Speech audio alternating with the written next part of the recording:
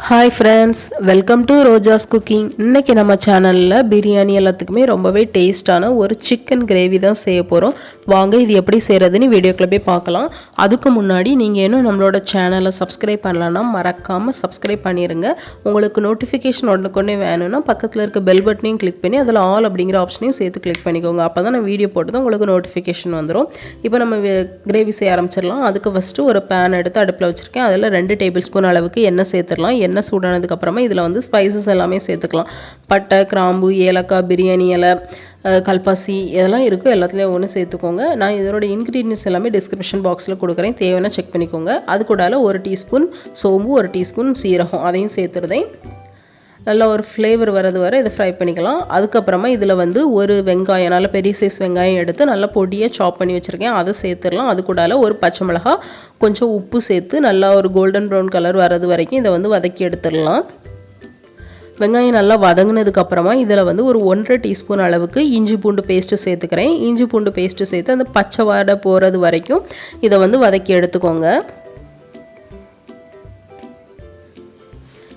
இப்போது இந்த இஞ்சி பூண்டு பேஸ்ட்டு சேர்த்து நல்லா வதக்கினதுக்கப்புறமா இதில் வந்து சிக்கன் சேர்த்துக்கலாம். நான் அன்றைக்கி வந்து 1/2 கிலோ சிக்கன் எடுத்திருக்கேன். நல்லா கழுவி எடுத்து வச்சுருக்கேன். அதை வந்து உள்ளே சேர்த்துடலாம்.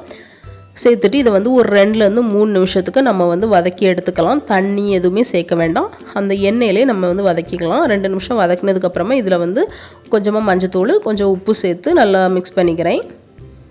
அதுக்கப்புறமா இதை வந்து மூடி போட்டு ஒரு 6 நிமிஷம் இதை வந்து வேக வச்சுக்கலாம். 2 நிமிஷத்துக்கு ஒருக்கா கிளறி விட்டுக்கோங்க. ஓப்பன் பண்ணி அடி பிடிச்சிடாமல் இருக்கிறதுக்காக நான் தண்ணி எதுவுமே சேர்க்கலை, அதில் உள்ள தண்ணி தான். இப்போ 6 நிமிஷம் ஆயிடுச்சு. இப்போ நல்லா மிக்ஸ் பண்ணிவிட்டு அடுத்தால இதில் வந்து ஒரே ஒரு தக்காளியை வந்து நல்லா பேஸ்ட்டாக அரைச்சி வச்சுருக்கேன், அதை வந்து சேர்த்துடலாம். சேர்த்து நல்லா கலந்து விட்டுக்கோங்க. தக்காளியோட பச்சை வாசனை போனதுக்கப்புறமா இதில் வந்து மசாலா சேர்த்துடலாம். 1 ஸ்பூன் சிக்கன் மசாலா சேர்த்துருக்கேன், இது ஆப்ஷனல் தான். அது கூட 1 ஸ்பூன் கரம் மசாலா சேர்த்துருக்கேன். அதுக்கப்புறமா ஒரு 2 டீஸ்பூன் போல் வத்தத்தூள் சேர்த்துருக்கேன். வத்தத்தூள் வந்து உங்கள் காரத்துக்கு ஏற்றால நீங்கள் சேர்த்துக்கோங்க. சேர்த்து நல்லா கலந்து விட்டுடலாம். மசாலாலாம் சேர்த்து நல்லா கலந்து விட்டுடலாம். அடுத்தால ஒரு மிக்சர் ஜார் எடுத்திருக்கேன். அதில் வந்து 1 ஸ்பூன் அளவுக்கு கசகசா சேர்த்துக்கிறேன். அது கூட ஒரு 4 முந்திரி பருப்பு சேர்த்துருக்கேன். முந்திரி பருப்பு வந்து ஆப்ஷனல் தான், இல்லைனா சேர்க்க வேண்டாம், ஸ்கிப் பண்ணிடலாம். அது கூட ஒரு 1/4 கப் அளவுக்கு தேங்காய் சேர்த்துருக்கேன். இது எல்லாத்தையும் தண்ணி சேர்த்து இந்த அளவுக்கு நல்லா பேஸ்ட்டாக அரைச்சி எடுத்துக்கோங்க. இப்போ மசாலா எல்லாமே சேர்த்து நம்ம நல்லா மிக்ஸ் பண்ணதுக்கப்புறமா நம்ம அரைச்சி வச்சுருந்த அந்த தேங்காய், கசகசா, முந்திரி பருப்பு அந்த பேஸ்ட்டை வந்து நம்ம இது கூட சேர்த்துடலாம். அது கூடயே ஒரு 10 புதினா இலை மட்டும் சேர்த்துருக்கேன். சேர்த்து நல்லா கலந்து விட்டுடலாம். இப்போ அந்த தேங்காய் பேஸ்ட்டு சேர்த்து நல்லா மிக்ஸ் பண்ணியாச்சு. நல்லா மிக்ஸ் பண்ணதுக்கப்புறமா இதில் வந்து ஒரு 2 ஸ்பூன் மட்டும் தயிர் சேர்த்துக்கிறேன். ரொம்ப தயிர் வேண்டாம், ஒரு 2 ஸ்பூன் மட்டும் தயிர் சேர்த்தா போதும். சேர்த்து நல்லா கலந்து விட்டுடலாம். அதுக்கப்புறமா இந்த சால்னாக்கு, இந்த கிரேவிக்கு தேவையான அளவுக்கு தண்ணி சேர்த்துக்கோங்க. சேர்த்துட்டு இது நல்லா கொதிக்கட்டும். நல்லா ஒரு கொதி வந்ததும் இதை வந்து மூடி வச்சு லோ ஃப்ளேமில் மூடி வச்சிடலாம். இது வந்து ஒரு 10லேருந்து 15 நிமிஷம் ஆகும்.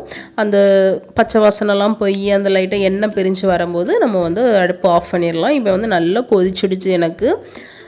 எனக்கு இந்த அளவுக்கு போதும், இது வந்து சரியாக இருக்கும். நான் இப்போ வந்து அடுப்பு ஆஃப் பண்ணிவிட்டு மேலே வந்து கொத்தமல்லி இலை சேர்த்துருந்தேன்.